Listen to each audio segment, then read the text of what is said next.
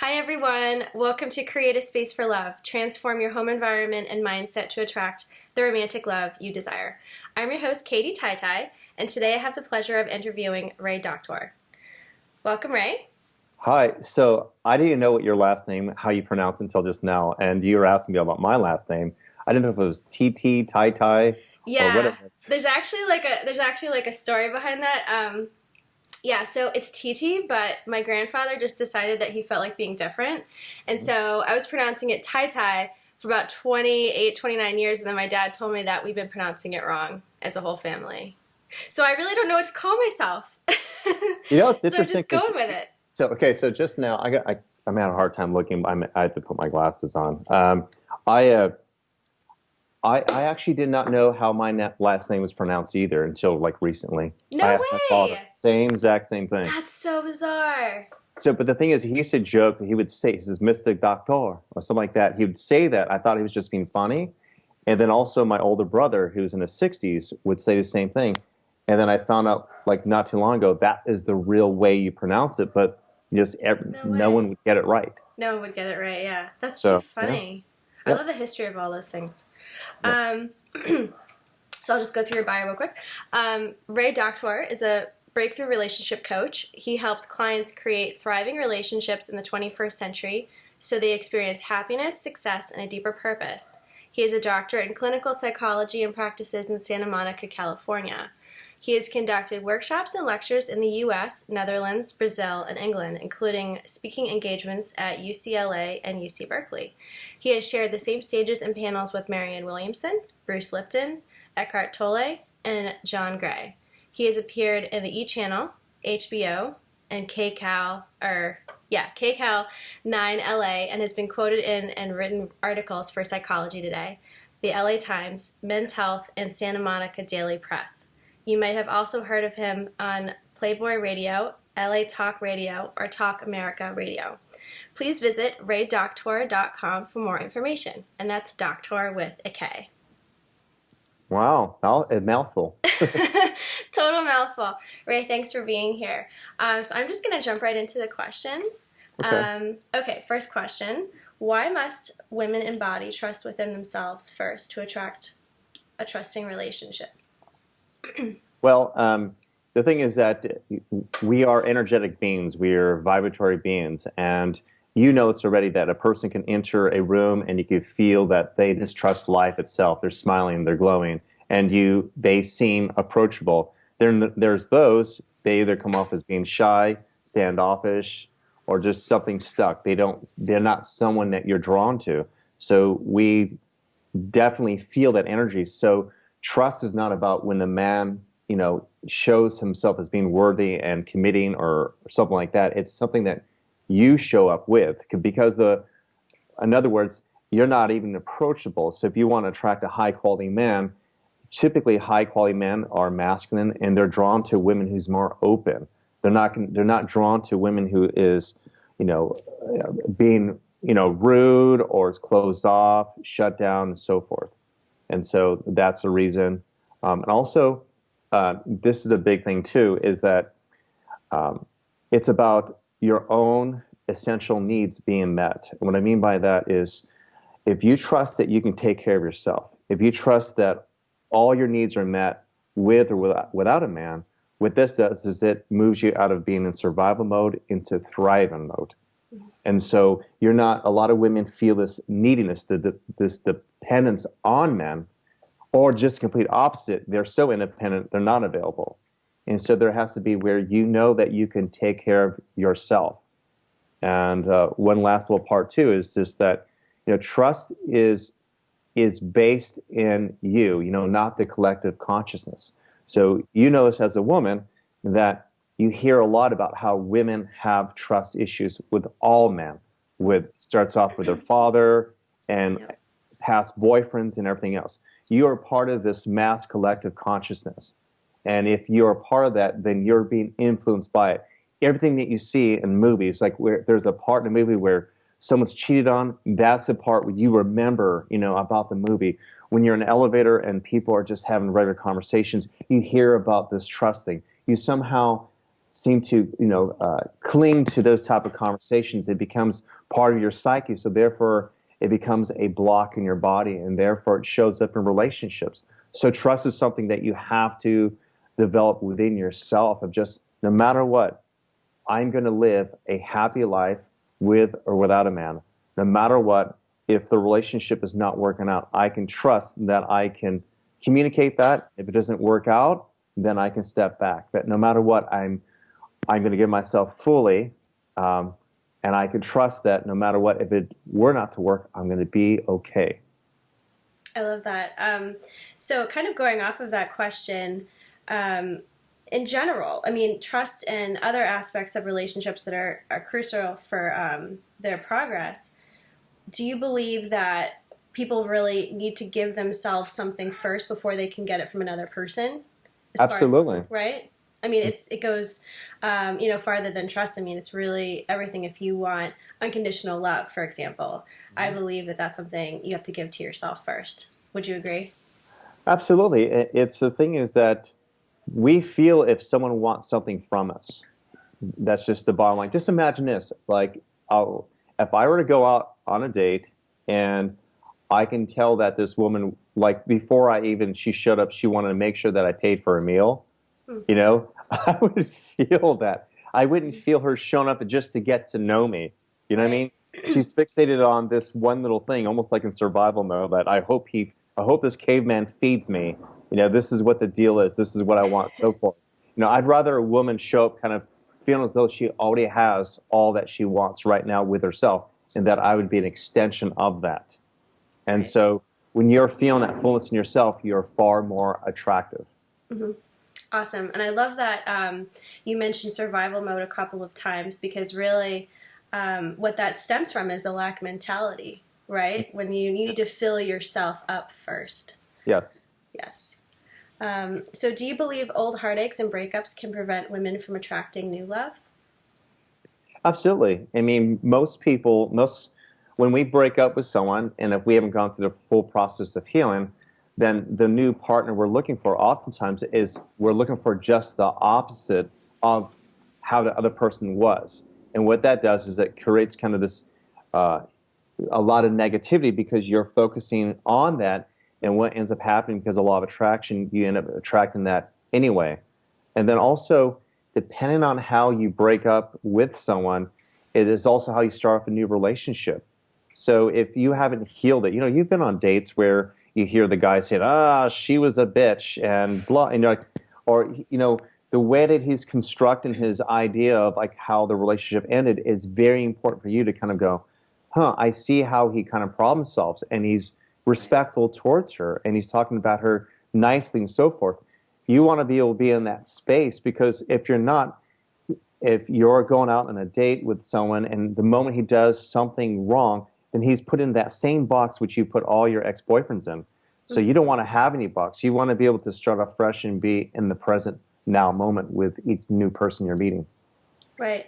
Kind of an offshoot to that question is, high quality man on a date with a woman who hasn't healed her past relationships is going to know that, right? So if a woman may kind of, allude to a fact that a previous relationship didn't go well because of the other person, because she's making the other person wrong and from the past relationship, that guy's going to pick up on that and maybe be, kind of deterred from it, right? Because what it really showing is that that person hasn't healed, Yeah, and they're not ready. They're not ready. So, I mean, for me, as a high quality woman, when I go out on a date and, I actually several months ago had a date with a man who was a lovely person, but he kept referring to his ex-girlfriend as a bitch, and I just thought, wow, he really hasn't healed from this yet, and like I sent him off with love, right? I just wasn't gonna go out with him, So that's what that energy comes off. Totally. It's fun. I started laughing because you kind of have a similar story to mine. Mine was worse though, and no. it was my 17-minute date, and this is a while ago. And I met a woman on Match.com, and we met at Whole Foods, and they had an outside area where you can eat. Yeah. We sat down there, we had a tea, and then we went through some of the very kind of simple questions first of like when did you start dating again? Those, those generic questions. And then went into saying, you know, she said, technically I've been single for a year, but I'd been sleeping with my ex-boyfriend and still seeing him periodically up until 3 months ago. And then she says, and 3 months ago, he got a new girlfriend. And she says, and so I decided I wanted to just put myself on here. Then she starts tearing up and she starts crying. No. Yeah. And then she says, maybe I'm just not ready.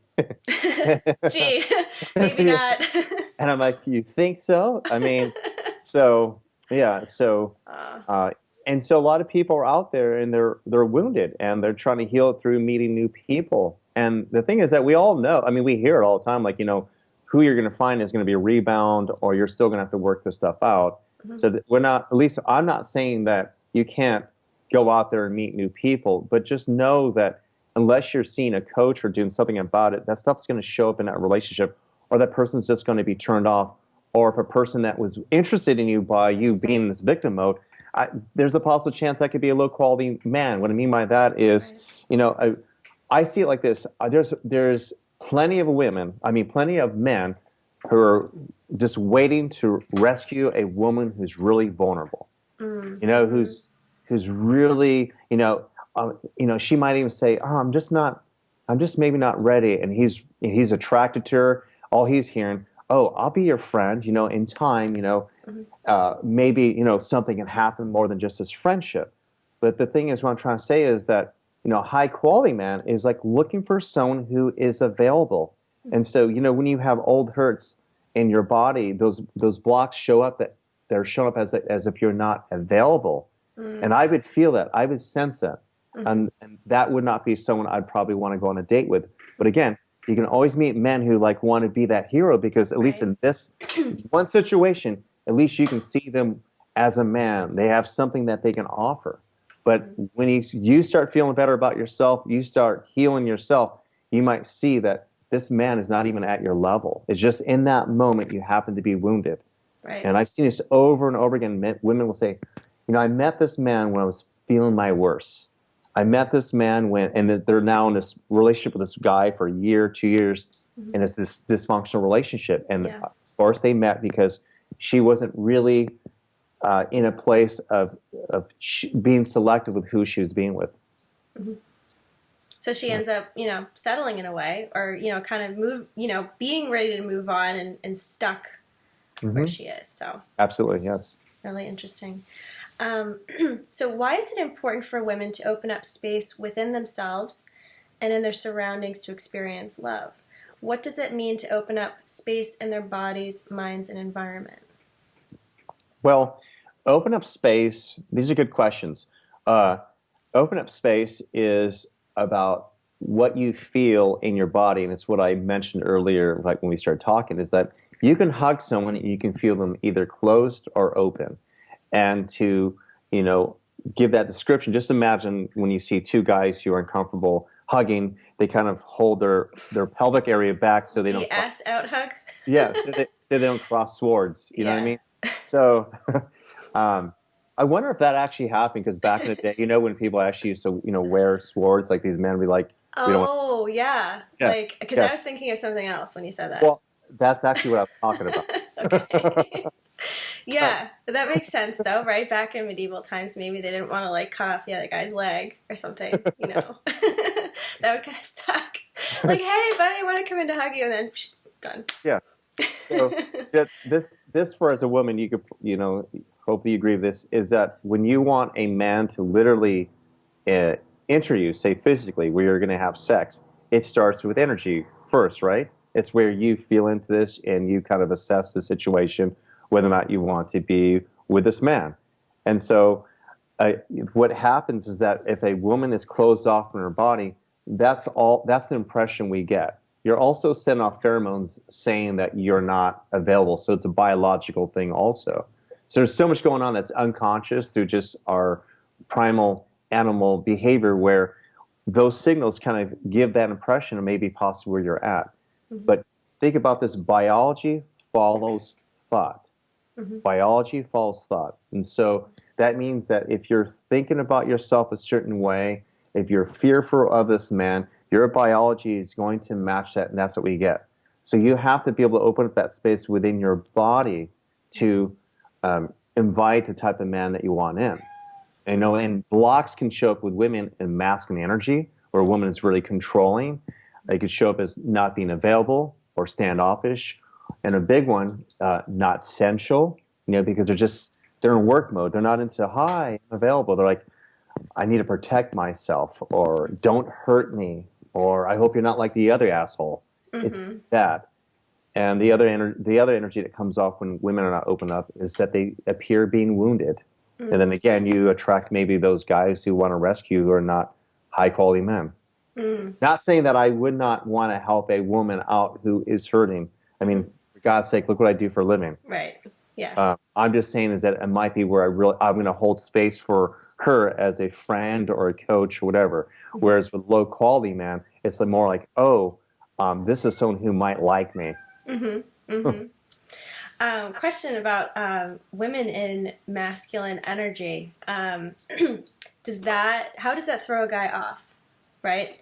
So, what is the feeling that a high quality guy gets when he meets a woman who is in her masculine energy, either because she's just kind of constantly in that mode, or whether she's just maybe more of a workaholic who has a hard time tapping into her feminine? Well, you're describing both of them are, for whatever reason it is, they're both masculine. Mm-hmm.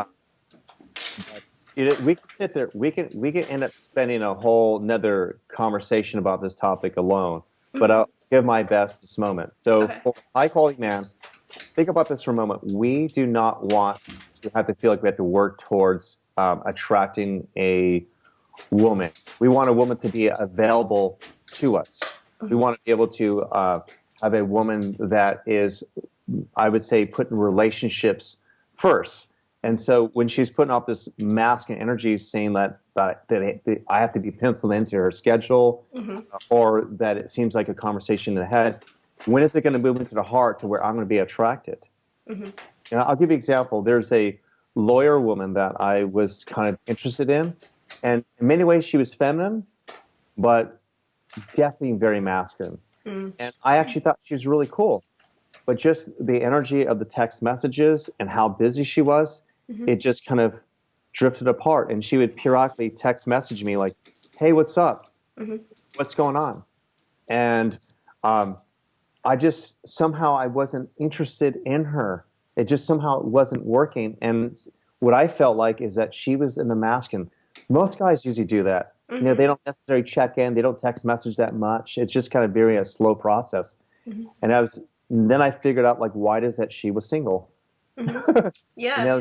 Or at least, like, the last guy she had dated, she was more the masculine character in the relationship. Interesting. Okay, so how can women keep their heart... sorry. There's some noise going on in the background. I'm sorry. That is my cat. It is. And the is reason it distracting? Okay. Well, what it is, I'm concerned, is that it actually is very loud, and I'm afraid that in this interview, it's going to come through. It's actually come through, at least through my ears. Oh, okay. It's over now. Yeah. Yes. I can hear you. It's really loud through my ears. So imagine people. Oh my gosh, I didn't realize it was that loud. Okay. Yeah, they're going to hear that. Yes. Maybe I'll chop that part out. No, it's okay. It's all right now. By the way, that noise was a cat. There, we're done with that. Yes. She was just playing with a toy. Yeah, no worries. She's just having fun over there. Okay, so how can women keep their hearts open on the journey toward attracting the love relationship that they desire? When they're doing interviews, make sure that their cat is playing next to them. Truth. And talk about the cat. Yeah. Have rituals that connect you to love every day, which what I'm actually being honest about, that part of it is actually having a pet that mm-hmm. connects you to that playfulness. It's surround yourself with friends who can be honest with you, that are open to, that you are open to listening to. And what I mean by that is, when women, if you have a ritual where you see your girlfriends at least once a week, or at least having conversations over the phone, and it's a feminine person and she's thinking about life in a very optimistic way, then that you have a tendency to kind of follow that. But if you surround yourself in environments where it's a bunch of men, you're in this masculine mode, it takes you from your heart into your head. And so that's something. And also just a simple dance, smile, enjoy being feminine. It's connected to life every day, what you are. And it's interesting. I will meet women, as clients where they talk about how they can't be structured, or they somehow can't focus, or that they're procrastinators. And they talk about this discord as far as trying to be masculine, and they're not aware of it. They're like saying, why can't I be like my dad? Or why can't I be like Sally or Tim or whatever? And come to find out is this is because this woman is really connected to life and love. And I see this is the reality, is that, like, for example, I'm left-handed. Mm-hmm. Okay? I do embody some feminine characteristics. Mm-hmm. I have a way of looking at life, a little bit different than other men.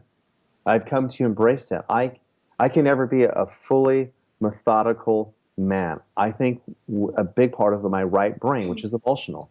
Mm-hmm. So I'm expressive. I show up for a woman. I am masculine, but I'm also very expressive. So some men, when I talk to them, or if they ask me a question, my text messages are not those one-liners. Yes. Okay. What ends up happening is that I will share a little bit more than that. That's me. So just like a feminine woman, if you can't be masculine, if you can't be always structured, embrace that. Because if you try to put yourself in that box, it's going to take you out of your heart, and you're going to end up coming off maybe as, people say, a bitch, mm-hmm. always irritated, just not happy. Closed off. Closed off. You want to be able to, life itself as a feminine person will keep your heart open. Mm-hmm. Yes. So experiencing joy mm-hmm. and the flow of everyday, just pleasure, right? Yep. Whatever brings you pleasure. Yes. Mm-hmm. And it could be as simple as you might have a rush day, but when you don't have time to have your coffee in the morning, but you take an extra 5-10 minutes in the shower, and you just feel the warmth in your body. Mm-hmm. It makes you feel happy for having running warm water. It makes you feel alive. Yeah. I'm going to share a little story here. It's pretty vulnerable, actually. I was recently on the phone with a contact who told me that I was too feminine and unstructured and that she didn't want to work with me. And that kind of hurt a little bit, right? And what I actually decided to do for about a half a day, because I felt that those parts of me were unloved, was that I kind of had a little party for them, right? And so celebrating that femininity, I had like a little dance party in my apartment. I just snuggled with my cat, and I scheduled a half day of nothing. Mm-hmm. And it was absolutely wonderful. So, I kind of wanted to reiterate that point about, the feminine versus masculine. So I don't know, if anyone who met this one, what they would describe her personality to be like. But I will say that it was interesting to experience that kind of like discernment, and to kind of love up those feminine parts of myself even more, right?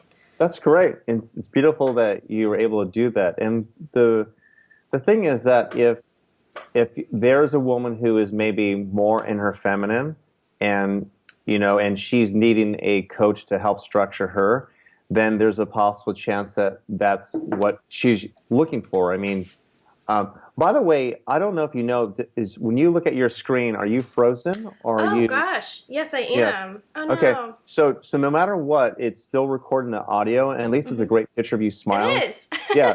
I think one thing, like if you're picking your nose or doing something, or imagine your mouth, you're frozen, and you're like, that look, you like there's food hanging in your mouth. Yeah, I'm not drooling or anything, so it's good. But you and I know, we're not going to mention names. There are masculine, feminine coaches. I mean, there's masculine, female coaches out there, aren't there? Yes, okay. And that's just their style, right? That's their but style. The point is to kind of give yourself the love, right? Absolutely. Instead of looking for it outside. So. Absolutely, yeah. It's in, and so I'm not sure about that, but I don't necessarily work that well with type A type of personalities, Mm-hmm. unless the person's coming or specifically for that problem to loosen that up. That's it. Mm-hmm. So, if you get a man or woman where they're extremely scientific and they have a question for everything, and everything has to be an intellectual response with some type of, I have to cite my words and things like that, then it typically doesn't work. They don't even actually find me for whatever reason. But when they do, when on the phone, I can tell that we don't have this flow, and that's it. And Mm-hmm. so, and I'm cool with that. I've come to embrace that part of Yeah. my, people experience me as being, I'm, to this day, even though I wear this, basic shirt, button-up shirt, and even I wear a suit and ties sometimes too now, is that people get this vibe that I'm kind of more like a hippie. And I don't know if it's because I live in Santa Monica also, but that's the vibe they get from me is I'm like a California dude.